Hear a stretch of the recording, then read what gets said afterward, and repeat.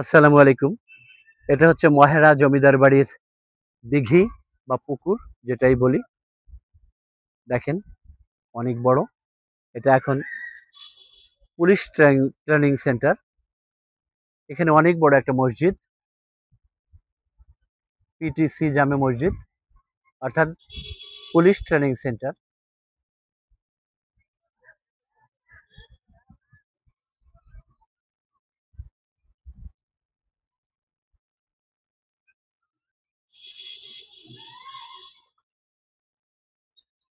এ হচ্ছে মহেরা জমিদার বাড়ি।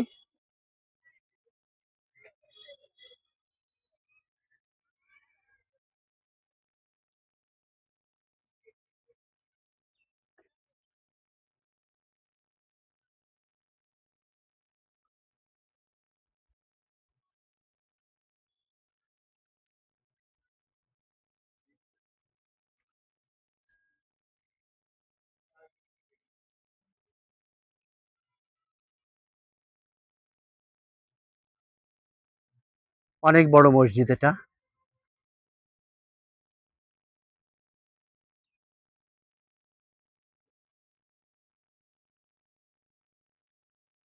এটা হচ্ছে একটা মসজিদ, পিটিসি জামে মসজিদ, অর্থাৎ পুলিশ ট্রেনিং সেন্টার জামে মসজিদ। সেখানে একটি দিঘি, অনেক বড়। এটা সেই আমলেরই, জমিদার কালীচরণ সাহাই করে গিয়েছেন এটা।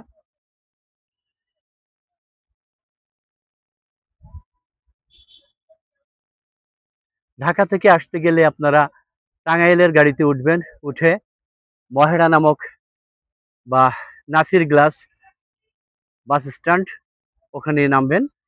নামার পরে পূর্ব দিকে পার হয়ে অটোতে চলে আসবেন মহেরা জমিদার বাড়ি। এখানে তিনটা বিল্ডিং এর মধ্যে এই একটা, ওই একটা, ওটা হচ্ছে প্রশাসনিক ভবন, তারপরে আর একটা। আর এই যে ছোট ছোট গুলো আছে, এখানেও কর্মচারীরা কাজ করতেন। এখানেও আর একটা আছে, এই যে। এখানে লেখা আছে, মানুষ তাই পায় যা সে চেষ্টা করে। আল কোরআন। মানুষ তাই পায় যা সে চেষ্টা করে। কথাটা সত্য। কোরআনের কথা তো অবশ্যই সত্য। দেখুন,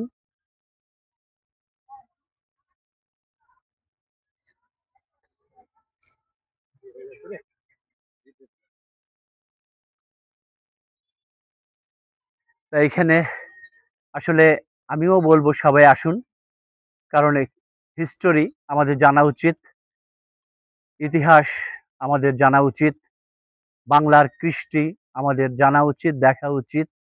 তাছাড়া আল্লাহও বলেছেন, আল্লাহর সৃষ্টিসমূহ ঘুরে ঘুরে দেখে তার শুকরিয়া আদায় করার জন্য, আল্লাহর মাহাত্ম্য বোঝার জন্য। কিন্তু এগুলো মনুষ্য সৃষ্টি, তা সেগুলোও আমাদের দেখা উচিত। এটা তৈরি কিভাবে হয়েছিল সেটাও আমি বলি, কয়েকবার আরো ভিডিওতে আমি বলেছি।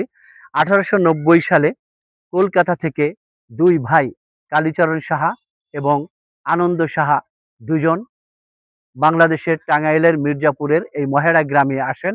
এসে এই বাড়ি, তিনটে ভবন তৈরি করেন, জমিদার বাড়ি, যেটা আসলে স্পেনের কর্ডোবা নগরীর একটি, ওই আদলেই এটা করা। এবং বিল্ডিংগুলো এত সুন্দর যে সেই আমলে এত সুন্দর কারুকাজ করে বিল্ডিংগুলো করা, এবং এখনো এগুলো রয়েছে, এগুলো নষ্ট হয়নি। এই চুন সুরকি দিয়ে যে বিল্ডিংগুলো তৈরি করা হয়, হাজার বছরেরও বেশি থাকে। আমরা জানি লালবাগের কেল্লা, সেই লালবাগের কেল্লা এখনো বেশ ভালো আছে। আসলে অযত্নে বাংলাদেশের অনেক জমিদার বাড়িগুলো ভেঙে গেছে, আর যেখানে যত্ন করা হয়েছে, সরকার যত্ন নিয়েছেন, সেই বিল্ডিংগুলো আছে, সেই জমিদার বাড়িগুলো আছে।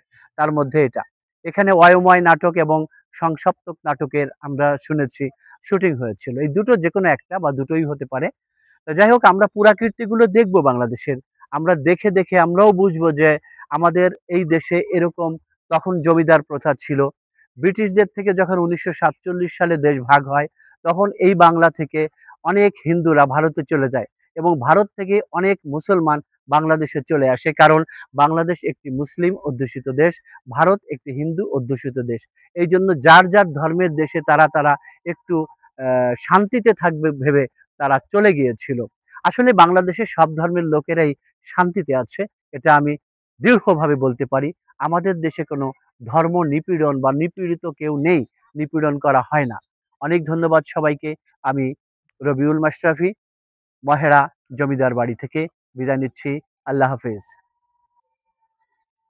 এখন পূজার উলুধ্বনি দেয়া হচ্ছে। তারা তাদের ধর্ম অনুযায়ী আল্লাহর উপাসনা করবে। বেশ পরিপাটি জায়গাগুলো, চমৎকার। ভিতরে নিয়ে যেতে পারি কিনা দেখি। এখন উপরে ওঠা যায় না, যা ছবি তুলতে হয় বাইরের থেকে। এটা হচ্ছে দোতলা। নিশ্চয়ই এখানে রাজা কালীচরণ সাহা নিশ্চয়ই উঠতেন।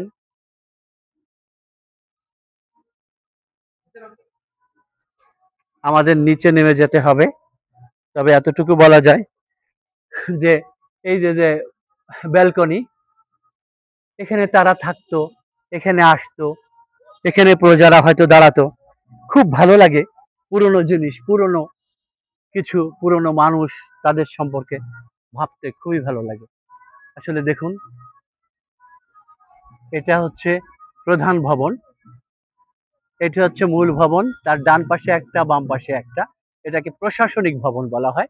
এখন প্রশাসনিক ভবন। এই দেখেন, এখানে জমিদার মনে হয় এখানে আসতো। দেখেন কত সুন্দর ব্যালকনি, তখনকার সময়ে কত সুন্দর অলঙ্করণ করা। হ্যাঁ, এটা প্রশাসনিক ভবন। লেখা আছে, ওই যে লেখা আছে প্রশাসনিক ভবন।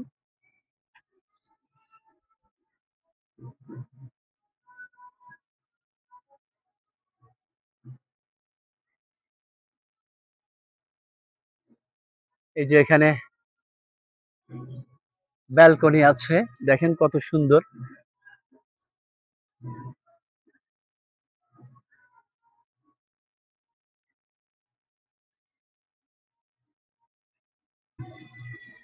অনেক বড় আয়না এখানে, গ্লাস দেওয়া, দেখেন গ্লাসে আমি।